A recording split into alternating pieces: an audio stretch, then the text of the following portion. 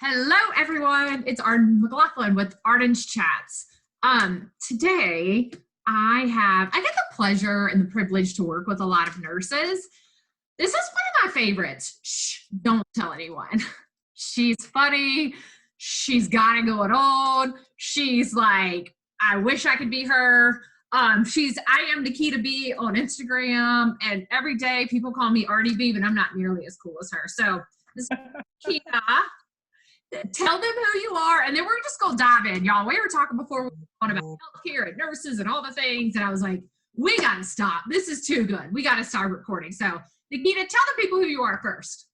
Hello, good people. I am Nikita. Some know me as Miss Williams in the healthcare field, Nurse Nikita. Social media world, I'm the hope dealer, the purpose pusher. If you ask my drunk uncle, he'll tell you I'm Googleable. So, I'm able to be found. I am Nikita B. Williams. I am a clinical nurse consultant, and my specialty is long-term care, geriatrics, or as if you're from the country like me, they say the nursery home. So, that's what I do. But on the side, I'm also a comedian, and I just blended it together, got a certification in it. It's called lab practitioner. It's a real thing. So that's me in a nutshell. Oh, you are a lab practitioner. Every time I think I'm being funny, I go to your Instagram and I'm like, I'm not funny. I'm not. You are.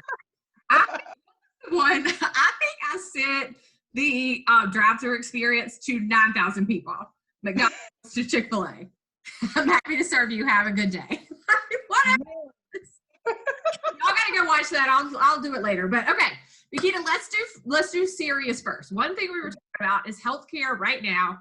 Our friend Veronica Smith, be the MP to you guys, keeps really trying to educate all of us about what's actually going on in the healthcare community. You and I were talking about this, and I loved what you said. We've almost desensitized our healthcare workers, and it's really frustrating for you all, as much as it's frustrating for those of us who are trying to care for you and what that looks like. But on the front lines, if you will, what does it look like for you guys right now? Right now, in the genre of long-term care, it has become so cumbersome, and things are ever changing. So it's almost like on one end you have the regulations, so you have to be in compliance. And things are changing so quickly. Say for instance, one day they saying, okay, you can have a surgical mask. Then the next day, no, you need to have an N95. Then the next day, well, you can have just something that covers your nose and mouth as long as it ties behind your head. It's just different things that you're expected to have, but what they are not taking into consideration when you make these changes, you should have the supply that's going to be demanded available. Because what then happens, Arden, people don't know the inside of this. What happens is a surveyor will come to see if you're in compliance, not giving you the time to have these supplies in-house. You train your staff.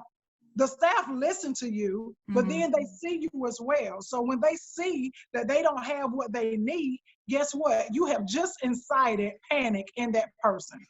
Now their anxiety is through the roof. Now they're afraid. Now they don't really know what to do because they're questioning things, because you're telling me I need to do this. This is the latest update that I just Googled, but we don't have these things available. Then guess what it turns into? Y'all don't care about us. We have to do this work and y'all don't have what we need. But they don't understand that this order just changed, and even with the best of them paying the highest cost to have things overnighted is not overnight anymore. It's 48 hours, if not more. What do you do with that? So you have to continue to educate them to let them know. And this is key to people. Don't stop what you are currently doing until you have what you need to make the change. Ooh, what some people were doing, they were stopping everything. Oh, they said we don't do this anymore because we have to do this. So they completely stop everything. Guess what? When you do that, you have just broke the chain of infection control. Yeah. You just made yourself vulnerable. You made yourself susceptible. And then we get in our own way because we get in our feelings, and then we start dissecting things. Well, you don't care about me, then guess what? You don't care about my family. You don't care that I have kids. You don't care that I got, and it comes this whole thing, and now you in there like people praise dancing when they talking to you. Because I went over there and they told me, and now you in there talking, doing this, but you don't know what they got going on. Like, bring that down. Let's get clear, because people make poor decisions when they're excited. Yeah, they do. You're right. Grace. Okay. Grace. So that's what's going on. That's what's going on. And the scary thing that's going on, though, are the people who can't afford to be sick. It affects them in two ways. Number one, they can't afford to be sick because maybe they don't have the insurance coverage, and that's a whole different ball game. We'll stay focused just with the healthcare and what's being provided. Number two, they can't afford to be sick because they need the income for their families. Right. So what is happening is they're not being honest whenever now, baby, you have to come and sign in before you report to work. They're taking your temperature before you even go any further. They want to make sure they like, oh, if you running out a little bit, yeah, we're going to need you to walk backwards. Get out of here, because they don't want you to be subject to anything or put anybody else at risk. So they're checking, do you have any of these symptoms? No. Have you been exposed? No. Do you work at another facility? No. And guess what? They work half part-time hours at another facility, but they told you that they didn't, and then later on you find out that that particular facility that they work part-time at had an outbreak. Now look what we have. And so that's where I want people to not necessarily question judgment when you hear that, right? Like, you have to realize the other thing we were talking about is we're all in a new state of not understanding every day. Like, literally, I was watching the news yesterday, the Charlotte Convention Center where Nikita and I live, it was going to be, because they're expecting peak in May and June. So they're looking at the convention center becoming another hospital site. Yet in August, the RNC, Republican National Convention, is still coming to the convention center. To me, these things are not lining up, right? Like, and what it tells me is we don't know. We're all acting the best we can. I'm not rushing to judgment on anyone. I'm just telling you, we're acting the best we can, but we're not also acting. And one of the things we also said was, like, people are like, well, y'all signed up for this. This is what you signed up for. You're a nurse, just like sending off a soldier to war. You signed up for this. Well, did you? Like, did you really expect the pandemic to, and tell me, because I don't know. I don't know what makes you, I don't even like needles. So I'm surely not signing up to be a nurse. I don't care for people. So this is the thing. The part that the nurses, hopefully all nurses, but we all know that we can have some people that's in a profession that should be mechanics. But anyway, you want to believe that each person who signed up to be a nurse was because they, one, actually cared about people, two, wanted to ensure that care was given in a proper way, and three, wanted to be that agent of change, whatever level that is to them. They want to make sure that people are cared for. They wanted to make sure that they could show the compassion that's needed while giving the optimal level of care, period. That's what it is. If you ever had to go to court, I just gave you what you should say, okay? That's what it is. So the thing about it is this, though. When you go into a field, you also expect the person who hires you or the like the healthcare industry to provide to you the things you need to make that happen. So whenever they say, well, y'all signed up for this, in a sense, yes, but the part that we signed up for was to give the best care that we could to people who could not care for themselves. That's what we signed up for. We did not sign up to have to makeshift things that we need to protect ourselves in order to care for these people. That's what we didn't sign up for. So it comes to a point where you can do a lot of finger pointing and you can do a lot of blaming, but guess what? With your little nasty fingers, while you finger pointing, you might have corona on them. Use this hand sanitizer. While you use your mouth to talk crazy to people, keep them particles in there, because this is droplet, it's airborne. So if you out here juicing mouth, talking, and you have no substance behind it, let's keep that shit. Send an email, okay? Send a text message. Just sanitize your hands before you do. Please and thank you. So, I mean, that's a lot of it, right? Like, guys, I think we've lost common sense. Come Some on. other people, and this is just in general. I mean, the slowing down of the quarantine and staying at home act and all that kind of stuff is maybe helping us see some more. I've seen a lot more compassion than I have in other people. Yes. Like, Yes. look, I'm just thinking about my friends who have loved ones going through chemo, going through things, Yes. cannot see them. Yeah. I keep telling people, if your loved one was going through chemo and radiation right now by themselves, would you want to be pointing a finger at the one person who could be with them, or would you want to be praying for them, doing whatever they could for your loved one to be safe? And that's what we also don't remember, is you guys are our conduit to our loved ones. You're all Come with on. at this point. Oh, so all I want to do is say support you and figure out, what does this look like? What protective, the PPE you guys keep talking about, the protective clothing, the protective mask, all that kind of stuff. We all need to think, maybe you have, no one that has had this disease. Maybe you have no one that's on the ventilator dying on a gurney or whatever, but you have someone that it could have been you. We've all had our parents in some sort of situation. And so I want us to be cognizant of that. And that's why I keep bringing nurses to you all and bringing healthcare providers. And I want you just to remember. And so there's a whole other thing of, like, in our rural communities, we in Charlotte are getting a lot of stuff. What my fear is our rural communities are not. Like, they don't know that these tax things, they don't know that the stimulus check that you're getting from the government is basically an advance on your tax credit next year. There's a lot of things that we don't know, that they're still being fixed out, that we got to know, and we got to take care of people around us. So what do you know, if anything? I know you've got family all over. What's going on in kind of rural communities and the nursing community? And is there something we in the big city can be doing to support that? Thank you. That's a great question. So you said two things, and it really, like, literally, I felt it down in my shanana when you said it. So number one, when you said we have to remember, and it brought me back to the time where my mom was in a hospice house. So in my mind, whenever people are going through things, especially if a family member is transitioning, that's tough. And if they can't be there, that's even tougher. And one thing that she said, and it was so piercing. She said, "Remember me." So honey, when you just said that just now, like, I need people to understand that when people are in this type of situation, whether it's the patient themselves or whether it's the healthcare provider, honey, remember them. Remember them by thanking them. Remember them by giving them encouragement.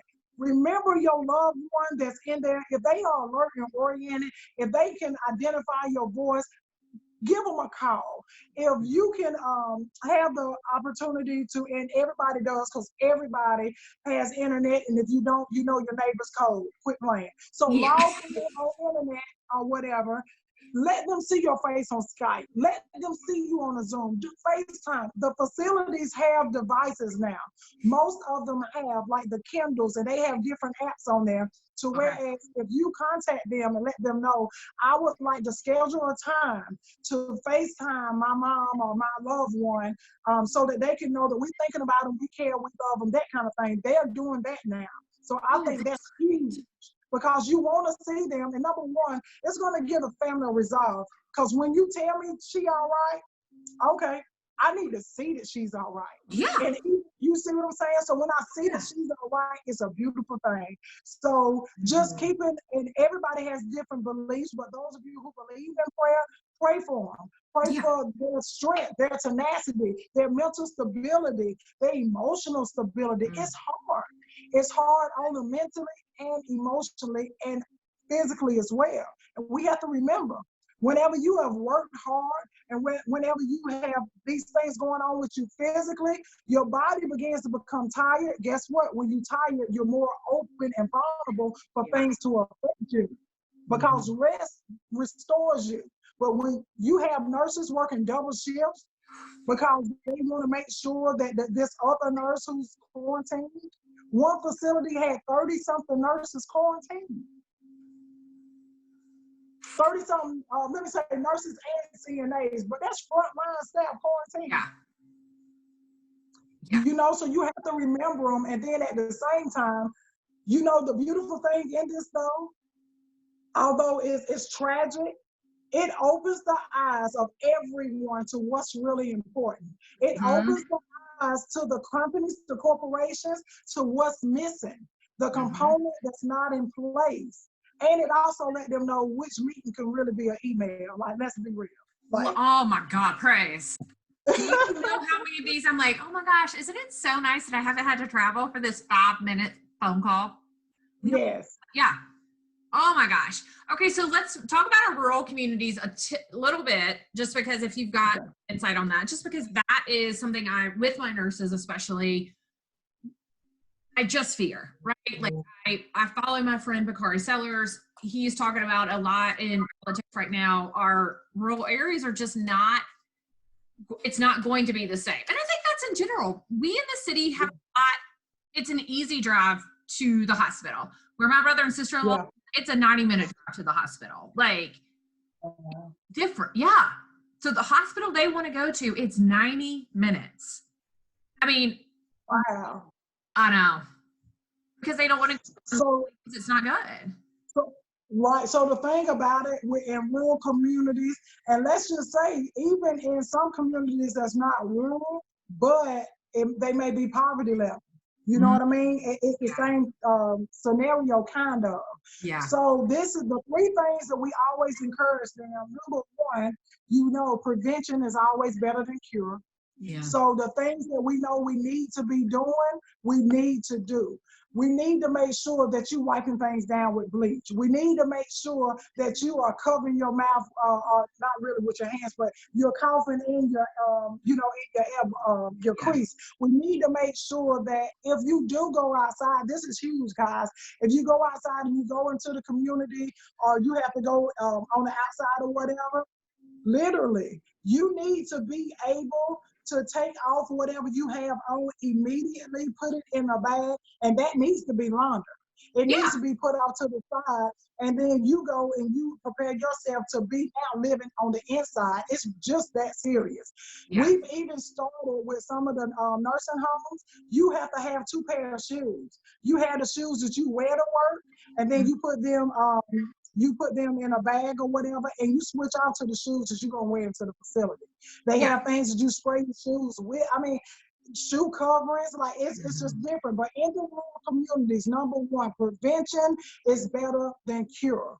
The second thing is this: if they have access to internet services, and a lot of times if they don't, in this type of situation, they are free resources, especially since, you know, homeschooling and different things like that.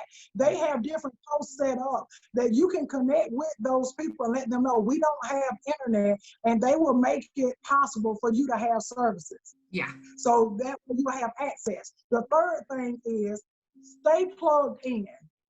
So rather that is one particular news station, please don't news hop, because you're going to confuse yourself. You will. Don't do it. You know, one particular news station, or you find you one credible source, and that's where you get your updates from, because that storyline is going to build on top of the last situation. Yeah. You don't have to worry about, you know, well, they said this and then this person said, don't confuse yourself. Stay plugged in with clarity. Yeah. All right. We've done the serious stuff. Let's talk about the hope, love, laugh part of you. Yes. Joke. No, just kidding. Okay, so why did you, in a nutshell, why did you start this? It's really your ministry. I don't know if you want to call it that, but I love it. It makes me happy every time. See? What got you started on this? Because I am, people, they don't believe it when they hear me say it, but it's the truth. I was a very, very depressed girl.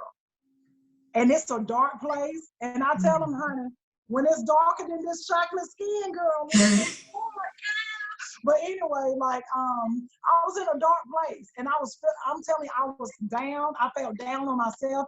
I was one of the most accomplished people in my family, but on the inside, I felt like I hadn't accomplished enough.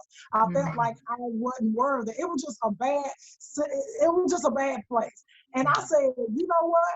I know for a fact I'm not the only one that feels this way.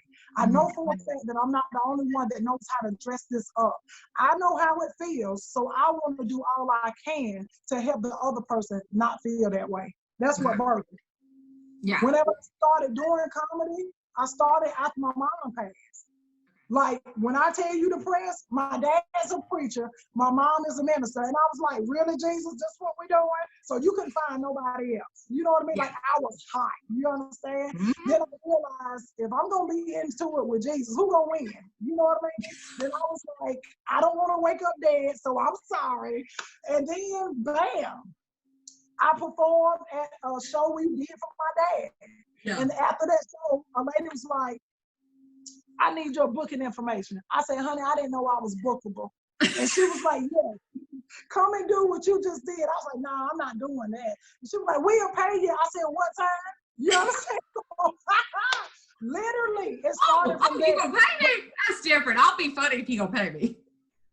Listen, my staff and everybody, I was a director of nursing at that time. They kept telling me, Miss Nikita, you need to go do open mic. You need to go do it. Number one, I didn't want to do it because it was in the hood. Let's be all the way real. Like, I don't know what they see when they see me, but I ain't about that life. You understand? I was like, I'm not going there. And then the other thing was, I was scared to death. I was like, I don't know what to do. I was so fresh in this. When the guy was like, what's your stage name? I'm saying to myself, stage name? Oh my God, I don't know. And I could hear my mom curious say, like, what I named it. I said, Nikita. And he said, Nikita what? And I was like, Jesus, I don't, B, right? But B is not for what some people may think. Okay, it's my maiden name. All right. Blakeney. That's my maiden name. Blakeney. Yeah. So that's what the B is for, Nikita B. And that's where it came from. And baby, we've been trucking ever since. I love it. I just love it. So what's your favorite place to do a little performance? Not a big one, not a big stage, but like what's one place where you're like, you know what? Y'all need to hear me laugh. Y'all need to hear something funny. You know what? My favorite space to do comedy, if it's a physical location, it will always be a hole in the wall comedy club. Okay. I'm telling you, because the people there, they want to laugh.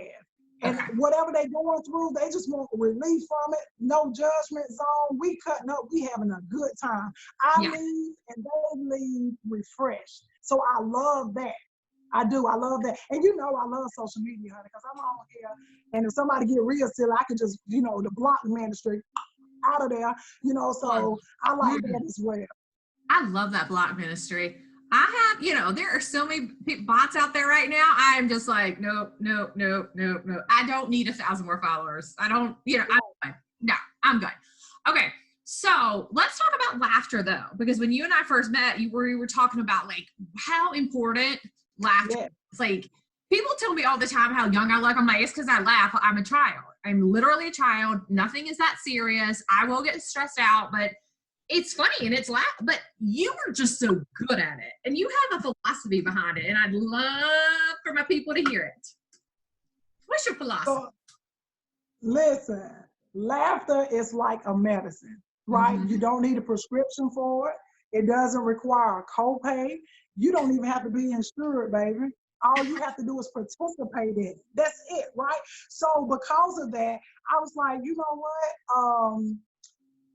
When I think about it, the biggest thing that is left out of healthcare, because we have to rehumanize this thing again. You see what I'm saying? Yeah. It's laughter.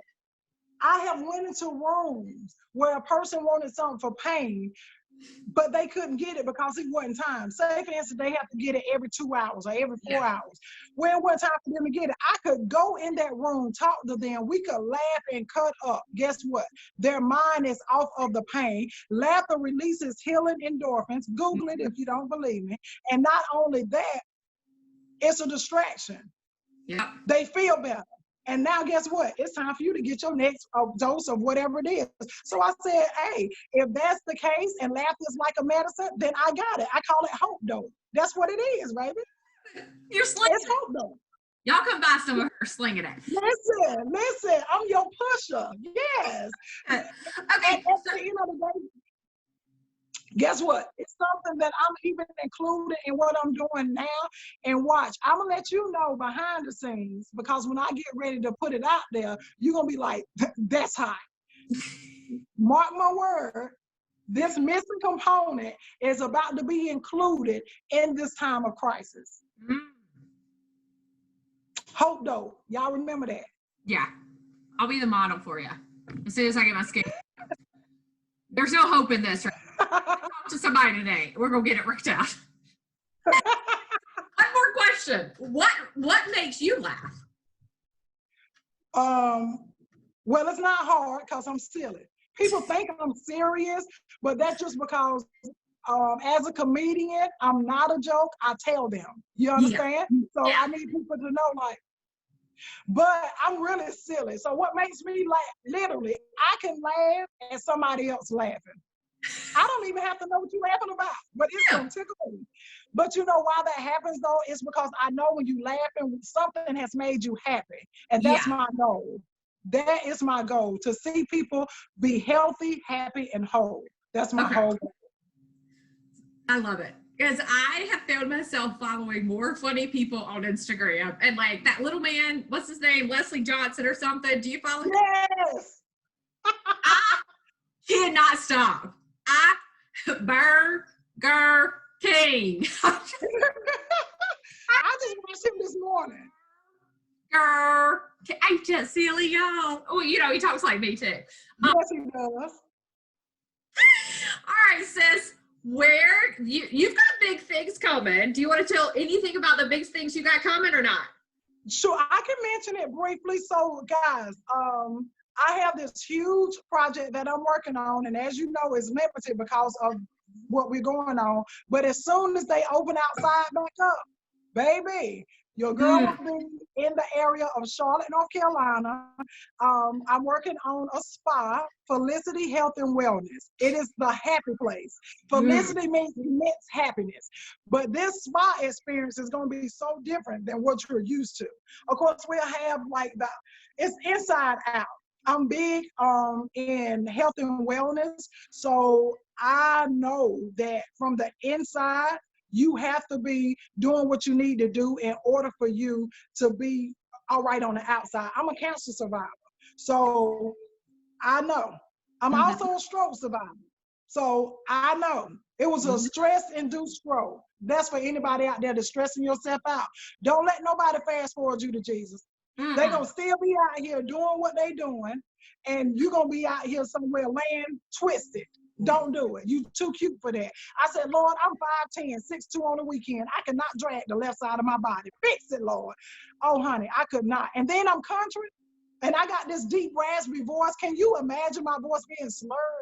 I'm like, you know what? I'm going to have to always write notes. They're not going to understand what I'm saying. Juicy mouthed it. Oh, God, it was awful. Anyway, so in this area, y'all, we're going to have the IV hydration because your immunity needs to be boosted. And if you need any other kind of boost, baby, we probably going to have that as well. But we're going to be doing that. But we're going to do things that you won't see in other places. You're going to have aromatherapy. You will have music therapy. You will have, you know, some communion, if you will. You will also have laugh therapy. That is not provided in these other things. And because of that, I feel super excited. Those are just some of the things, but I feel super excited because I want to help develop that person and love on that person as an individual. So each person will get like a VIP experience. That's the setup that I want. I want you to understand, and I want you to know that you matter. I want to put the whole back on the inside of you so you can move forward and you can be rejuvenated while you do it. I know. Man, I'm so excited for it. I'm like looking at your plan. I'm like, oh, we got to do it. It's coming. It's coming. You just got to. It's coming. Okay. How can they find you? Okay, so you can follow me, not in your car, but on Facebook at Nikita B. Williams. My my fan page is Nikita B, Nikita B as in boy. And on all other platforms is I am Nikita B. That's where you can find me. You want them to go follow Felicity yet? Felicity. Huh? What about your med spa? Are we following Felicity yet? So if you follow it, just already know, honey, it's under construction because I ain't got not one post up there, no picture, no nothing. I just got something and got the name. So if you follow it, go ahead and just let me know that you a self-starter. But just know, I ain't started yet. You're right. I know. I finally put one for my PR firm too, Definita, and I was like, I know I'm gonna have 10,000 people telling me they can do it. I'm like, I know you can. It's just holding a place. I don't know what we'll do for it, but I need it right now. So bye. It's good. Go to my website. It's great. Yeah. Well, go follow her Instagram. I'm telling you what, I have sent it to more people. It is so funny. And my mom will go, who's that? I was like, that's my friend. She's like, how do you know so many people? I'm like, because I just make friends with people. It's fun. All right. Hey, it's so good to see everyone. And until next time.